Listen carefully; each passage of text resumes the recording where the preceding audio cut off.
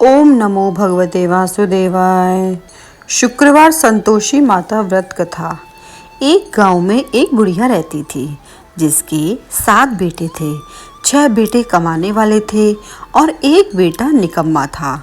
बुढ़िया माँ 6 पुत्रों का झूठा 7वें पुत्र को खिलाती थी। 7वां पुत्र एक दिन अपनी पत्नी से बोला, देखो मेरी माता का मुझ पर कितना प्रेम है। वह बोली, क्यों नहीं, सबका झूठा बचा हुआ तुमको ही तो खिलाती है। वह बोला, जब तक आंखों से न देखो मैं मान नहीं सकता। पत्नी ने हंसकर कहा, देख लोगे तब तो मानोगे। कुछ दिन के बाद एक बड़ा त्योहार आया। घर में 7 प्रकार के भोजन और चूरमा के लड्डू बने। वह पत्नी की बात को जांचने के लिए सिरदर्द का बहाना बनाकर पतला कपड़ा सिर पर ओढ़कर रसोई में जाकर सो गया और कपड़े में से सब कुछ देखता रहा। 6 भाई भोजन करने आए। उसने देखा माँ ने उनके लिए सुंदर सुंदर आसन बिछाए, 7 प्रकार की रसोई परोसी और आग्रह कर करके उन्हें भोजन कराती रही। वह देखता रहा। 6 भाई भोजन कर उठ गए। तब माँ ने उनकी 5 थालियों में से लड्डुओं के टुकड़ों को उठाया और एक लड्डू बनाया। जूठन साफ कर माँ ने उसे पुकारा, उठ बेटा उठ, तेरे भाइयों ने भोजन कर लिया है, तू भी उठकर भोजन कर ले। उसने कहा, माँ मुझे भोजन नहीं करना, मैं परदेश जा रहा हूँ। माता ने कहा, कल जाना हो तो आज ही जा। वह बोला, हाँ हाँ आज ही जा रहा हूँ। यह कहकर वह घर से निकल गया। चलते समय उसे पत्नी की याद आई। वह गौशाला में कंडे थाप रही थी। वहां जाकर वह बोला, मेरे पास तो कुछ नहीं है, यह अंगूठी है, सो ले ले और अपनी कोई निशानी मुझे दे दे। वह बोली, मेरे पास क्या है, यह गोबर भरा हाथ है। यह कहकर पत्नी ने उसकी पीठ पर गोबर के हाथ की थाप मार दी। वह चल दिया। चलते चलते दूर देश में पहुंचा। वहां एक साहूकार की दुकान थी। वहां जाकर बोला, सेठ जी मुझे नौकरी पर रख लो। साहूकार को नौकर की सख्त जरूरत थी। साहूकार ने कहा, काम देखकर तनख्वाह मिलेगी। उसने कहा, सेठ जी जैसा आप ठीक समझे। उसे साहूकार के यहाँ नौकरी मिल गई। वह दिन रात काम करने लगा। कुछ दिन में दुकान का लेन देन, हिसाब किताब, ग्राहकों का माल बेचना, सारा काम करने लगा। साहूकार के 7-8 नौकर थे। वे सब चक्कर खाने लगे, लेकिन उसने अपनी लगन, परिश्रम और ईमानदारी से सभी को पीछे छोड़ दिया। उसे अपने किए का फल मिला। सेठ ने भी उसका काम देखा और 3 महीने में ही उसे मुनाफे में साझेदार बना लिया। परिश्रम करते करते 12 वर्ष में ही वह नगर का नामी सेठ बन गया और सेठ अपना सारा कारोबार उस पर छोड़कर बाहर चला गया। इधर उसकी पत्नी पर क्या बीत रही थी वह सुनिए। सास ससुर उसे दुख देने लगे। गृहस्थी का काम करवाकर उसे लकड़ी लेने जंगल में भेजते।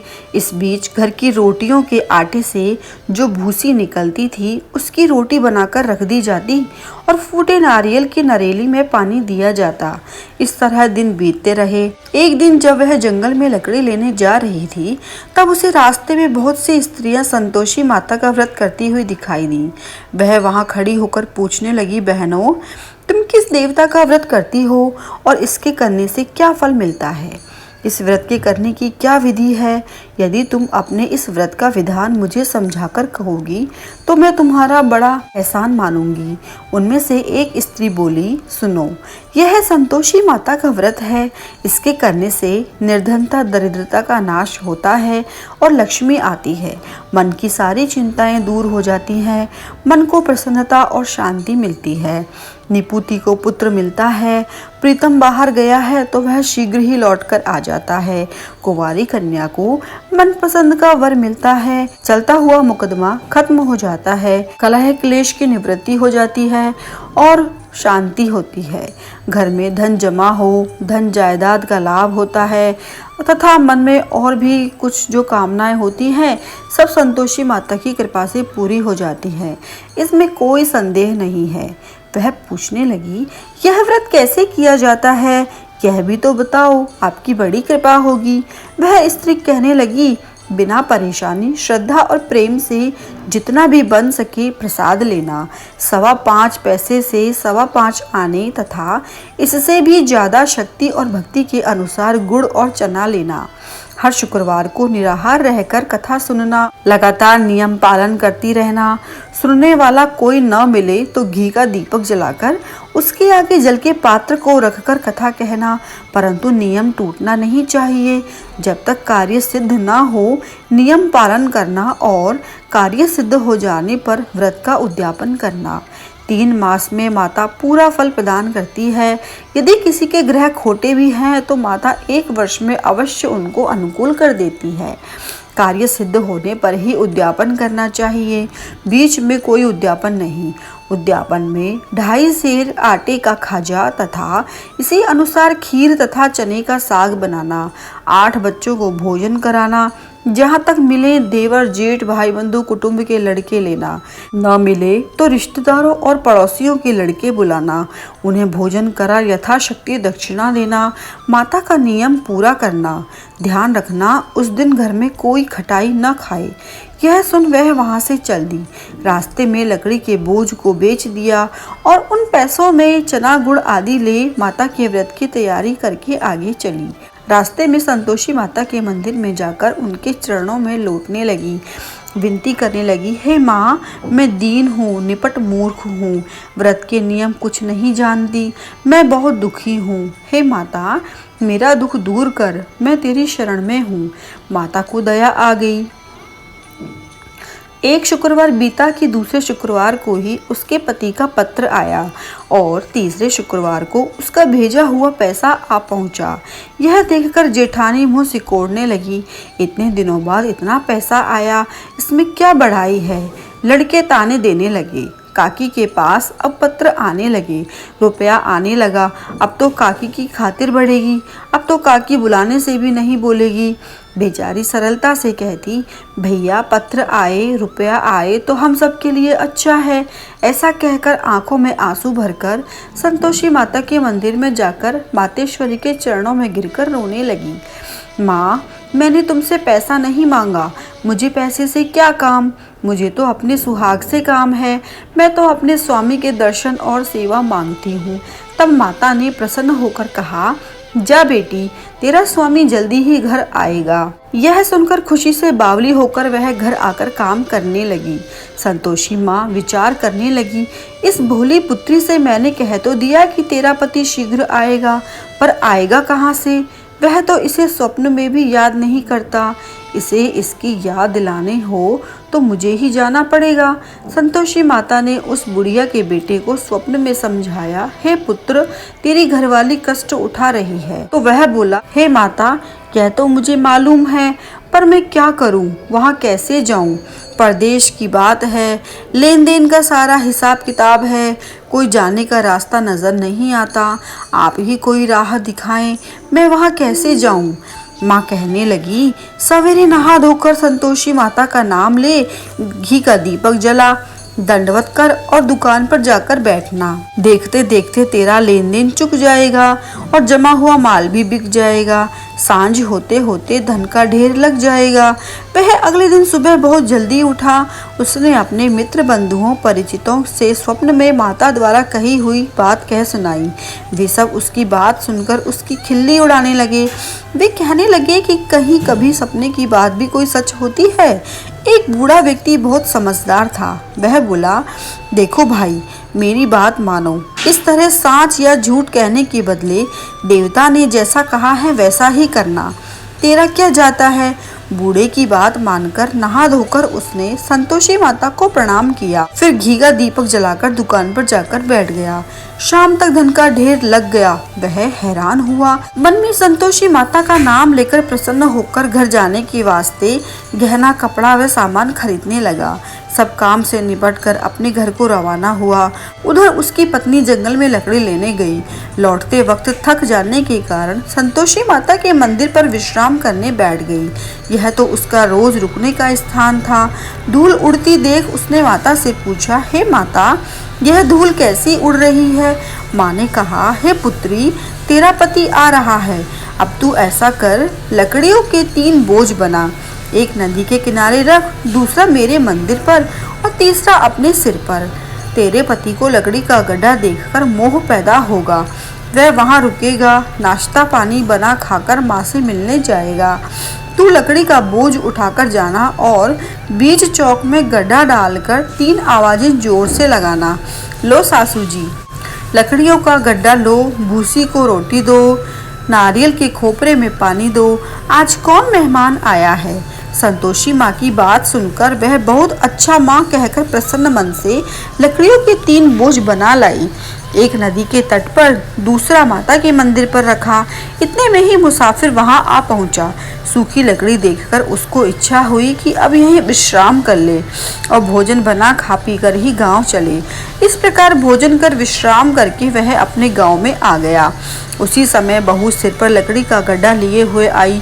उसने गड्ढे को आंगन में डालकर जोर से 3 आवाजें दी। लो सासू जी, लकड़ी का गड्ढा लो, भूसी की रोटी दो, नारियल के खोपर में पानी दो, आज कौन मेहमान आया है। यह सुनकर सास ने अपने दिए हुए कष्टों को भुलाने के लिए कहा, बहू तू ऐसा क्यों कहती है, तेरा मालिक ही तो आया है, बैठ मीठा भात खाकर कपड़े गहने पहन।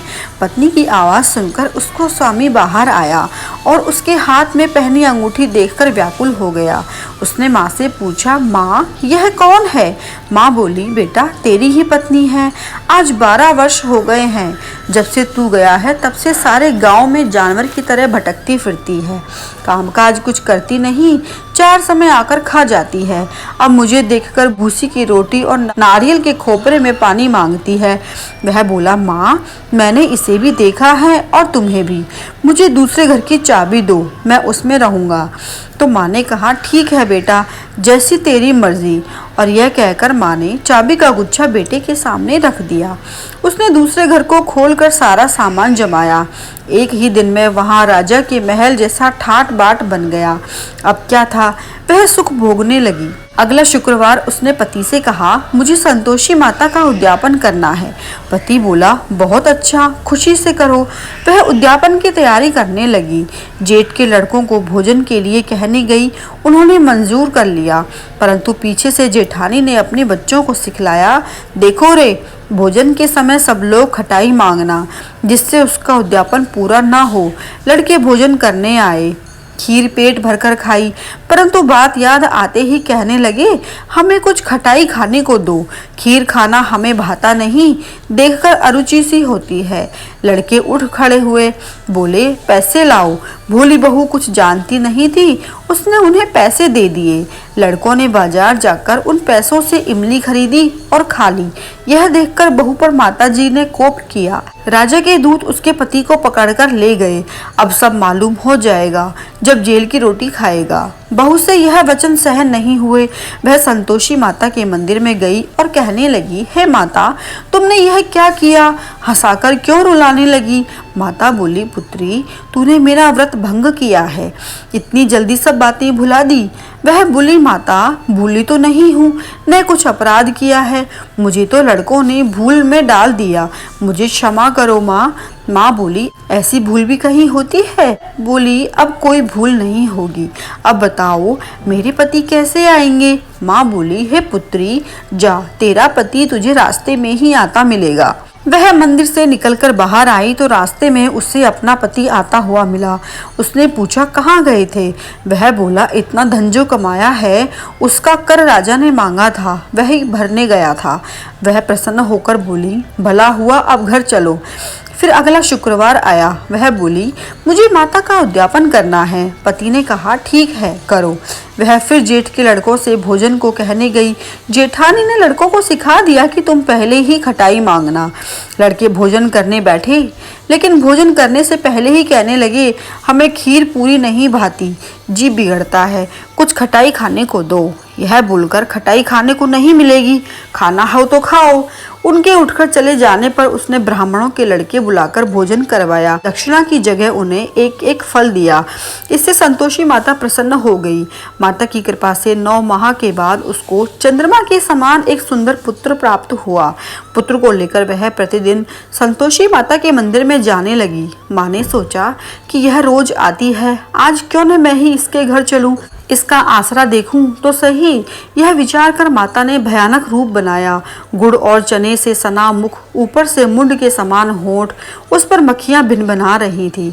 दहलीज में पैर रखते ही उसकी सास चिल्लाई, देखो रे, कोई चुड़ैल डाकनी चली आ रही है, लड़कों इसे भगाओ, नहीं तो यह सबको खा जाएगी। बहू रोशनदान से देख रही थी। वह प्रसन्न हो उठी, आज मेरी माता मेरे घर आई है। यह कहकर दूध पीते बच्चे को गोद उतार दिया। इस पर उसकी सास क्रोध में भरकर बोली, अरे इसे देखकर कैसे उतावली हुई है जो बच्चे को भी पटक दिया। इतने में माँ के प्रताप से जहाँ देखो वहाँ लड़के ही लड़के नजर आने लगे। यह देखकर वह बोली, माँ जी, मैं जिनका व्रत करती हूँ यह वही संतोषी माता है। इतना कह उसने झट से घर के सारे किवाड़ खोल दिए। सबने माता के चरण पकड़ लिए और विनती कर कहने लगे, हे माता, हम मूर्ख हैं, अज्ञानी हैं, तुम्हारे व्रत की विधि हम नहीं जानते। तुम्हारा व्रत भंग कर हमने बड़ा अपराध किया है।